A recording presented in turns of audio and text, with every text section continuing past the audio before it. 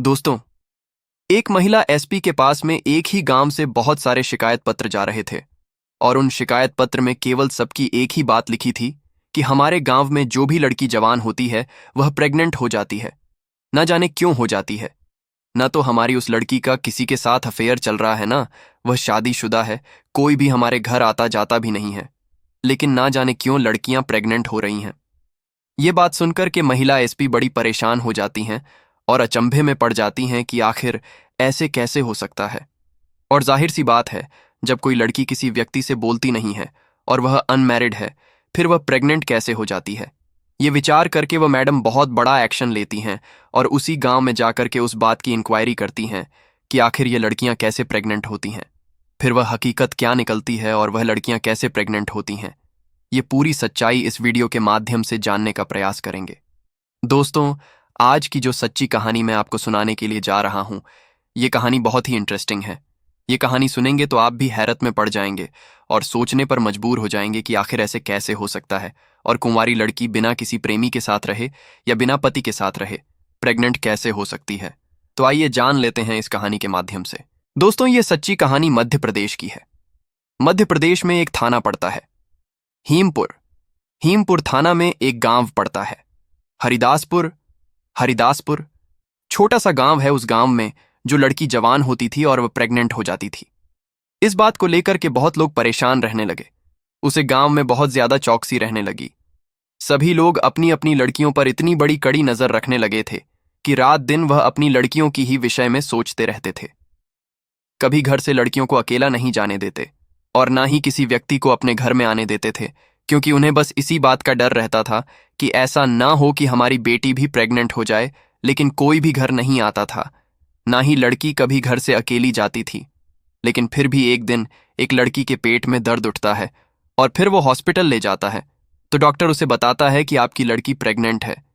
यह बात सुनकर कि वह व्यक्ति बहुत ज्यादा परेशान हो जाता है, रोने लगता है, जिसका नाम लाल सिंह था। अब वह इस बात में खो जाता है कि आखिर अब मैं समाज को क्या मुंह दिखाऊंगा, लोगों से क्या कहूंगा। मेरी लड़की गलत भी नहीं है और मेरे घर कोई आता जाता भी नहीं है। मैं हर समय अपनी लड़की के साथ रहता हूं, फिर ऐसे कैसे हो गया। फिर वह अपनी लड़की से पूछता है, बेटी, क्या तुम किसी व्यक्ति से बोलती हो? कोई तुम्हारा प्रेमी है? किसी से तुम्हारा अफेयर चल रहा है? वह लड़की रोने लगती है और कहती है, पिताजी, मेरा ऐसा कुछ भी नहीं है। और तुम्हें तो पता है, गांव में बहुत सारी लड़कियां जो जवान हो रही हैं, बस वही प्रेग्नेंट हो जाती हैं। तो फिर वह सभी बोलती हैं एक दूसरे से, किसी से उनका अफेयर चल रहा है। ऐसा कुछ नहीं है पिताजी, न मेरा किसी से अफेयर चल रहा है, लेकिन मेरी यह समझ में नहीं आ रहा है कि आखिर मैं प्रेग्नेंट हूं तो हूं कैसे। इस बात को लेकर कि उस गांव में बहुत ज्यादा सन्नाटा छा जाता है। सभी लोगों के दिमाग में बस एक ही सवाल था कि आखिर इस समस्या का समाधान कैसे ढूंढा जाए। सभी लोग हैरान हैं, परेशान हैं और शाम को 7 बजने से पहले ही अपने घर के दरवाजे बंद कर लेते हैं और अपनी लड़की का कड़ा पहरा लगा देते हैं। लेकिन इसके बावजूद भी जिस बात का उन्हें डर होता है, वही बात उनकी लड़कियों के साथ में हो जाती है, वही घटना घट जाती है। तब लाल सिंह अपने हाथ शिकायत पत्र लेकर के रोता हुआ अपनी बेटी को साथ लेकर के, जो शहर की महिला एएसपी थी जिनका नाम संध्या चौधरी था, उनके पास पहुंचता है और रोने लगता है, हाथ जोड़ता है, कहता है कि मैडम जी, हम बहुत ज्यादा परेशान हैं और हम ही नहीं, हमारा पूरा गांव परेशान है। हरिदासपुर, क्योंकि उसमें जो भी जवान लड़की होती है वह प्रेग्नेंट हो जाती है। आखिर सभी लोग इस बात को लेकर के बहुत ज्यादा हैरान हैं। सभी लोग अपनी लड़कियों पर कड़ा पहरा रखते हैं, कड़ी नजर रखते हैं, कभी घर से बाहर नहीं जाने देते। जब सोती है लड़कियां तो हम इधर उधर चारपाई डाल करके सोते हैं, लेकिन फिर भी न जाने हमारी लड़कियां क्यों प्रेग्नेंट हो जाती हैं। ये बात सुनकर के वह महिला एसपी बड़े हैरत में पड़ जाती हैं। एक बार तो उन्हें हंसी भी आती है और फिर एक बार को उन्हें गुस्सा भी आता है और कहने लगती हैं, क्या तुम पागल तो नहीं हो गए हो? भला कोई भी लड़की बिना पुरुष के संबंध बनाने से प्रेग्नेंट कैसे हो सकती है? और तुम बेवकूफ वाली बातें कर रहे हो। तुम्हारी लड़की का किसी किसी के साथ अफेयर चला होगा या फिर किसी के साथ नाजायज उसके संबंध होंगे। तब वह लाल सिंह हाथ जोड़ता है और कहता है, मैडम जी, इसमें मेरी ही बेटी नहीं है। इसमें गांव में ना जाने कितनी लड़कियां ऐसी हैं जो जवानी में कदम रखती हैं और वह प्रेग्नेंट हो जाती हैं। ये बात बिल्कुल सत्य है, मेरी अकेली बेटी नहीं है। गांव में 10, 20, 50 ऐसी लड़कियां हैं जो बिना शादी के प्रेग्नेंट हैं। यह बात जब वह महिला एसपी सुनती है तो वह भी बहुत ज्यादा परेशान हो जाती है। सोचने पर मजबूर हो जाती हैं कि आखिर ऐसे कैसे हो सकता है। बिना पुरुष के संबंध बनाए लड़की गांव में प्रेग्नेंट क्यों हो रही है। तब वह थाने के लिए फोन करती हैं। थाने के एसएचओ से कहती हैं और कहती हैं कि तुम हरिदासपुर में जाकर के इसकी इंक्वायरी करो और जानकारी जटाओ की आखिर जो लड़कियां प्रेग्नेंट हो रही हैं उनका कोई प्रेमी है, किसी से उनके नाजायज संबंध है। फिर पुलिस जाती है और इंक्वायरी करती है तो सभी लोग एकत्र हो जाते हैं और पुलिस के सामने अपने दुखड़े सुनाने लगते हैं और कहने लगते हैं कि साहब, अगर एक बेटी की बात हो तब हम मान भी जाते हैं कि हाँ, बेटी हमारी गलत है, लेकिन जो भी लड़की हमारी जवान होती है और उसके पेट में दर्द होता है हम उसका चेकअप कराते हैं हॉस्पिटल में ले जाकर के, तो फिर वह प्रेग्नेंट निकलती है। अगर एक ही बात होती तो मान लेते, लेकिन सभी लड़कियों का अफेयर कैसे हो सकता है। और फिर हम इतनी चौकसी रखते हैं, अपनी बेटी पर रात दिन नजर रखते हैं, कभी घर से बाहर अकेले नहीं जाने देते। जब रात को सोते हैं तब हम उन्हें अपने पास सुलाते हैं और कोई हमारे घर आता जाता भी नहीं है। इसी चक्कर से हमारे गांव में एक ऐसा माहौल बन गया है कि हम न तो किसी के घर जाते हैं और न किसी को अपने घर बुलाते हैं। इसी बात के डर की वजह से पुलिस यह बात सुनकर कि बहुत ज्यादा परेशान हो जाती है और फिर पुलिस लौट करके चली जाती है। और फिर जो और संध्या चौधरी एसपी होती हैं जिले की, उनसे पुलिस जाकर के कहती है। जो थाने के इंस्पेक्टर होते हैं वह कहते हैं, मैडम जी, हम भी इस बात को सुनकर के बड़े हैरत में हैं कि आखिर उस गांव के लोग सभी मिलकर के हमारे पास आए थे और उन्होंने कहा था कि हम अपनी लड़कियों पर बहुत ज्यादा पाबंदी रखते हैं और हमारी लड़कियों का किसी के साथ अफेयर भी नहीं है। और एक दो लड़की नहीं, उस गांव में 10, 20, 50 लड़कियां ऐसी हैं जो जवानी में कदम रखती हैं और प्रेग्नेंट हो जाती हैं। ये बात सुनकर के अब तो मैडम का भी दिमाग काम करना बंद कर देता है कि आखिर ऐसे कैसे हो सकता है।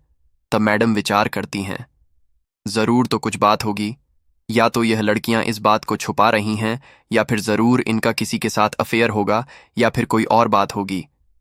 तभी वह मैडम कहती हैं, ठीक है, अगर तुम्हारे बस की बात नहीं है तो मैं स्वयं इस बारे में जानकारी जुटा लूंगी कि आखिर इन लड़कियों के साथ में ऐसा कैसे होता है।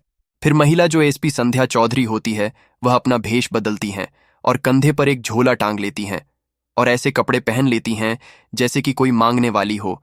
उस हिसाब से वह मांगने वाली बन करके और उसी गांव में हरिदासपुर में पहुंच जाती हैं। सारे दिन इधर उधर वह घूमती रहती हैं।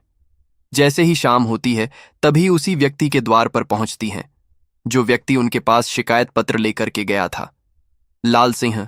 अब वहीं पर जब पहुंचती हैं, शाम होने वाली होती है, तब वह महिला एसपी जो भिखारिन भेष में थी, तब वह कहती हैं कि भैया, हमें रात्रि हो गई है और इतना टाइम हो गया है, हम अपने घर पहुंच भी नहीं पाएंगे, इसलिए आज रात अपने घर में हमें ठहरने के लिए थोड़ी जगह दे दो।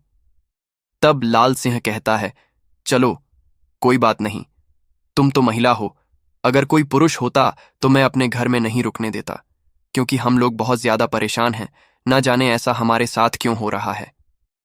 तब वह कहती हैं, कोई बात नहीं, हम तो तुम्हारी बेटी के समान हैं, तो फिर हमसे आपको क्या डर है।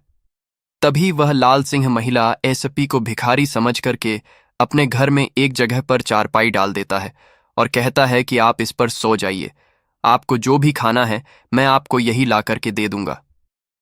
अब लाल सिंह उस महिला के लिए लाकर के खाने में कुछ देता है, रोटी पानी, और वह खाती है। खाने के बाद में वह गेट के पास ही उस चारपाई पर लेट जाती है और लाल सिंह अपनी लड़कियों को लेकर के घर के अंदर जाकर के लेट जाता है। सभी लोग जब सो जाते हैं तो रात का 1 बज जाता है और मैडम चुपचाप उस घर से निकल करके आती हैं और गली में घूमने लगती हैं और यह देखने लगती हैं कि आखिर मैं यह देखूं कि नाइट में तो कोई व्यक्ति इन लोगों के घर में नहीं घुसता है। तभी वह इस तरह से गलियों में घूम ही रही थी, तभी उसे गांव के पास में एक झाड़ी थी और उस झाड़ी के पीछे एक बहुत बड़ा घर था, खंडहर पड़ा हुआ था, उसमें कोई व्यक्ति आता जाता नहीं था। तभी वह देखती हैं कि उसी खंडहर से 2 शराबी निकल करके आ रहे थे और उनके हाथ पैर सीधे नहीं गिर रहे थे और वह झूमते हुए उन गलियों में आने लगे। तभी वह मैडम उनको देख करके एक साइड में हो जाती है, एक दीवार की आड़ ले लेती है और वह क्या देखती हैं कि कुछ देर के बाद में जब एक जाता है तो वह मेन गेट के लिए खोल देता है।